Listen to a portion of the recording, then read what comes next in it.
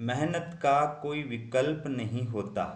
मेहनत का कोई विकल्प नहीं होता और सफलता पाने का कोई शॉर्टकट नहीं होता। दोस्तों नमस्कार, मैं डॉक्टर रघुवीर सिंह मौर्य। आप देख रहे हैं मेरा यूट्यूब चैनल जीके मौर्य 1972। मैं करंट अफेयर्स के आपके लिए 10 प्रश्न लेकर आया हूं। तो प्रश्नों की शुरुआत करते हैं। सबसे पहला प्रश्न है, हाल ही में जर्मनी द्वारा किस संगठन को आतंकवादी संगठन घोषित किया गया है? तो इसका उत्तर है हिजबुल्लाह है।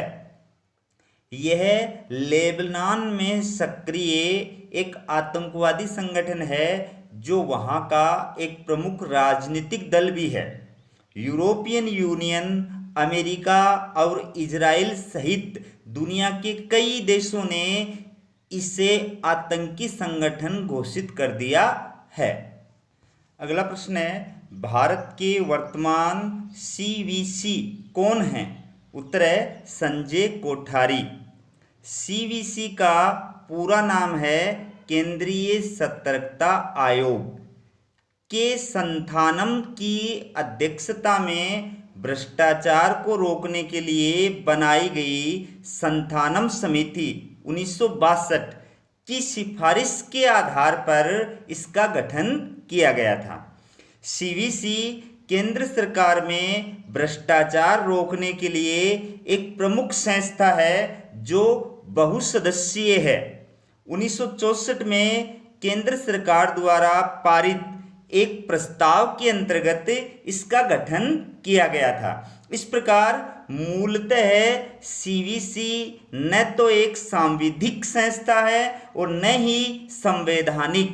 सितंबर 2003 में संसद द्वारा पारित एक विधेयक के द्वारा इसे सांविधिक दर्जा प्रदान किया गया था। तीसरा प्रश्न है, अंतर्राष्ट्रीय जैव विविधता दिवस किस दिन मनाया जाता है? इसका उत्तर है 22 मई। उल्लेखनीय है कि संयुक्त राष्ट्र संघ के तत्वाधान में पर्यावरण और विकास मुद्दे पर 1992 में रियो डी जेनेरियो ब्राजील में एक अंतर्राष्ट्रीय सम्मेलन हुआ था जिसे पृथ्वी सम्मेलन कहा जाता है। इसमें जैव विविधता पर एक समझौता हुआ था जिसके तहत प्रतिवर्ष जैव विविधता दिवस मनाने की घोषणा की गई थी। इस वर्ष के जैव विविधता दिवस की थीम है our solutions are in nature. Our solutions are in nature, ये इस वर्ष के जैव विविधता दिवस की थीम है। अगला प्रश्न है, गलवान घाटी कहाँ स्थित है? इसका उत्तर है लद्दाख में। गलवान घाटी लद्दाख में स्थित है। लद्दाख में स्थित ये घाटी हाल ही में इसलिए चर्चा में है क्योंकि 16 जून 2020 को गलवान घाटी में भारत चीनी सैनिकों में हुए संघर्ष में भारत के 20 जवान शहीद हो गए थे। उल्लेखनीय है कि एलएसी पर पिछले कई दिनों से चीन द्वारा सीमा विवाद की स्थिति पैदा कर रखी है जिसके कारण दोनों देशों में तनाव बना हुआ है। अगला प्रश्न है, पीएससी के वर्तमान अध्यक्ष कौन हैं? इसका उत्तर है अधीर रंजन चौधरी। पीएससी का पूरा नाम है पब्लिक अकाउंट कमेटी यानी लोक लेखा समिति।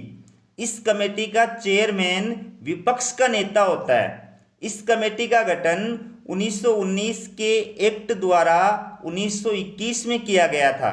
इसकी वर्तमान सदस्य संख्या 22 है जिसमें 15 सदस्य लोकसभा के तथा 7 सदस्य राज्यसभा के होते हैं। अगला प्रश्न है, आपत मित्र क्या है? इसका उत्तर है एक मोबाइल हेल्पलाइन ऐप। आपत मित्र एक मोबाइल हेल्पलाइन ऐप है जिसे कोविड-19 से मुकाबला करने के लिए कर्नाटक सरकार द्वारा लॉन्च किया गया है। अगला प्रश्न है, हाल ही में नाबार्ड का अध्यक्ष किसे नियुक्त किया गया है? इसका उत्तर है GR चिंतला। नाबार्ड का पूरा नाम है राष्ट्रीय कृषि और ग्रामीण विकास बैंक। इसकी स्थापना बी सीलारमन समिति की सिफारिश के आधार पर 12 जुलाई 1982 को हुई थी। इसका मुख्यालय मुंबई में स्थित है। हाल ही में गोविंदा राजुलू चिंतला को इसका अध्यक्ष बनाया गया है। अगला प्रश्न है 24 जून को आयोजित किस देश की सालाना परेड में पहली बार भारत की तीनों सेना की टुकड़ी भाग लेगी? इसका उत्तर है रूस।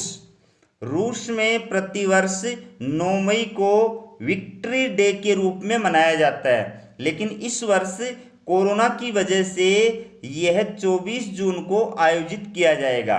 उल्लेखनीय है कि 9 जून 1945 को नाजी जर्मनी ने आत्मसमर्पण किया था। अतः इस दिन को रूस में प्रतिवर्ष विक्ट्री डे के रूप में मनाया जाता है, जिसमें भारत की तीनों सेना की टुकड़ी हिस्सा ले रही हैं। अगला प्रश्न है राजस्थान राज्य महिला आयोग की वर्तमान अध्यक्ष कौन है? इसका उत्तर है सुमन शर्मा। राजस्थान में महिला आयोग की स्थापना 15 मई 1999 में की गई थी।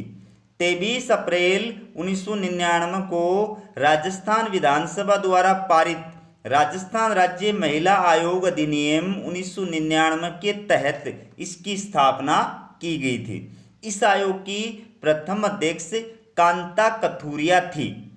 और आज का लास्ट प्रश्न है नेपाल की संसद किस नाम से जाना जाता है? इसका उत्तर है व्यवस्थापिका संसद। नेपाल की संसद के 2 सदन हैं, प्रतिनिधि सभा और राष्ट्रीय सभा। हाल ही में यह चर्चा में इसलिए है क्योंकि इसके द्वारा अपने देश के नए नक्शे को पारित किया गया है, जिसमें भारत के क्षेत्र कालापानी, लिपुलेख और लिमिपियाधुरा को इस नक्शे में शामिल किया गया है। दोस्तों धन्यवाद। मेरा वीडियो कैसा लगा कमेंट करके बताएं, और अगर इसमें कुछ सुधार के सुझाव देना चाहते हैं तो वो भी आप कमेंट बॉक्स में लिख सकते हैं। वीडियो को ज़्यादा से ज़्यादा शेयर करें। धन्यवाद।